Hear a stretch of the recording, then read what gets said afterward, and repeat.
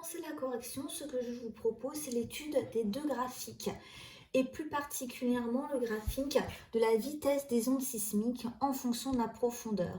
On voit que la vitesse ne stagne pas avec la profondeur, mais qu'au contraire, elle va varier et parfois de façon brutale, c'est ce qu'on appelle la discontinuité.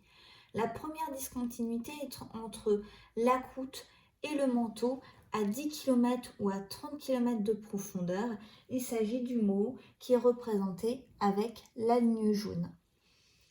Cette première discontinuité est entre des roches de nature et de densité différentes, alors que la deuxième discontinuité, qui correspond au début de la LVZ, c'est une discontinuité thermique qui limite une surface de 1300 degrés Celsius en température c'est-à-dire qu'à gauche de cette ligne, on est inférieur à 1300 degrés Celsius, alors qu'à droite de cette ligne, c'est supérieur à 1300 degrés Celsius.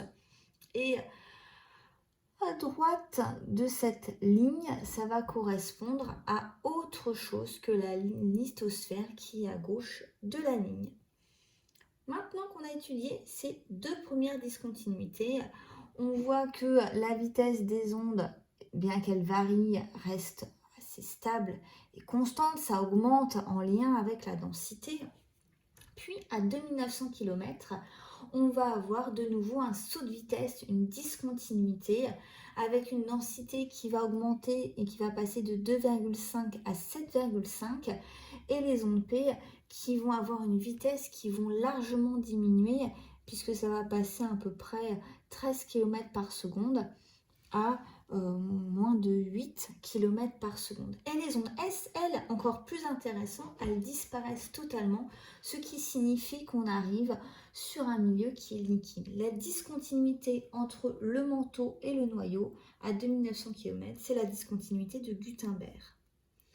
Par la suite, la vitesse des ondes P continue d'augmenter, toujours en lien avec la densité, et on observe un saut de vitesse en lien avec la densité qui va augmenter et la réapparition des ondes S qui en fait sont les ondes P qui ont traversé le noyau externe, qui vont se transformer en ondes S, ou ça à l'intérieur de la graine, c'est-à-dire du noyau interne. Et la discontinuité qui est à 5100 km de profondeur correspond à la discontinuité de Lehmann.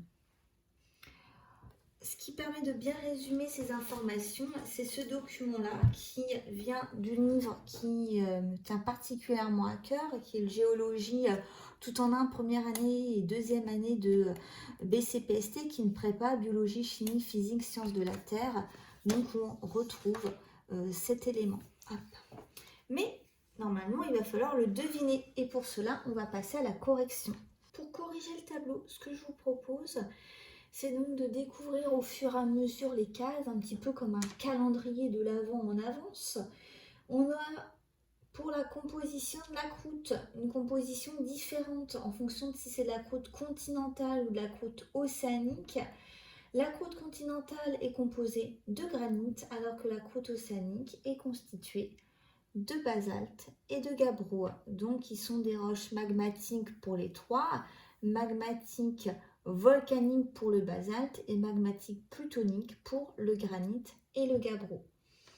Ces roches, elles ont un état solide et comme propriété, c'est qu'elles sont rigides, elles sont cassantes. Pour la composition du manteau, on a vu rapidement déjà ensemble que le manteau était constitué de péridotite. Alors, ce manteau est également solide. Par contre, en tout cas, pour ce qui concerne le manteau asténosphérique, puis le manteau inférieur qui est entre 670 km et 2900 km, et ben, ce serait plutôt un manteau qui est ductile. Attention ici, j'ai fait une généralité, mais il faudrait différencier le manteau supérieur lithosphérique qui est rigide et le manteau supérieur asténosphérique, voire le manteau inférieur qui lui est ductile. le nom de la discontinuité entre la croûte et le manteau avec la profondeur, ça s'appelle le mot que je représente en jaune sur mon schéma. On est à 10 km de profondeur sous la croûte océanique et 30 km de profondeur sous la croûte continentale. Maintenant, je sais que les ondes S disparaissent au niveau du noyau externe. Il s'agit donc d'une surface qui est liquide, donc les propriétés, c'est que cette surface est fluide.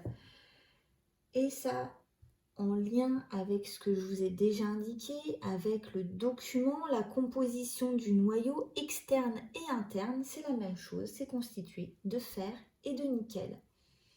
Mais vu qu'on arrive à retrouver des ondes S à l'intérieur du noyau interne, ça veut dire que celui-ci est solide. Et donc, ça veut dire que ses propriétés, c'est la rigidité. Enfin, si je me concentre sur le nom des discontinuités entre le manteau et le noyau externe, on a une certaine discontinuité, mais on va commencer par l'autre, entre le noyau interne et le noyau externe. C'est la discontinuité de Lehmann qui a 5100 km, pour finir par la discontinuité de Gutenberg à 2900 km. Grâce à ce tableau, je vais pouvoir compléter mon schéma. D'abord, la croûte de manière plus superficielle, donc 10 à 30 km d'épaisseur en fonction de la croûte océanique ou de la croûte continentale. Sous cette croûte, on a du manteau. La limite entre la croûte et le manteau, c'est le mot, la discontinuité du mot. L'ensemble de la croûte et du manteau supérieur lithosphérique, c'est la lithosphère, avec comme limite inférieure l'isotherme 1300 degrés. Sous la lithosphère, on a l'asténosphère qui est composée uniquement de manteaux supérieurs asténosphériques qui est solide. Sous l'asténosphère, on a toujours de la péridotite, donc toujours du manteau, mais c'est le manteau inférieur solide, entre 670 km et 2900 km. On arrive donc à la discontinuité de Gutenberg, puis entre 2900 km et 5100 km, le noyau externe qui est liquide, et enfin la discontinuité de Lehmann à 5100 km, avec jusqu'au 6371 km, le noyau interne qui est solide. On arrive ainsi au bilan de la séance, le bilan 3, où on apprend qu'un séisme résulte de la libération brutale d'énergie lors d'une rupture de roche qui est soumise à des contraintes d'une part, et que d'autre part, les informations tirées du trajet et de la vitesse des ondes sismiques permettent de comprendre la structure interne de la Terre, et c'est ce qu'on appelle le modèle PREM. Nous avons étudié le trajet des ondes sismiques grâce aux cuves qui sont remplies de différents milieux et l'étude du trajet des ondes lumineuses à l'intérieur des cuves qui modélisent le trajet des ondes sismiques à l'intérieur de la Terre. Et nous avons travaillé sur la vitesse lors de l'étude du graphique de la vitesse des ondes P et des ondes S en profondeur.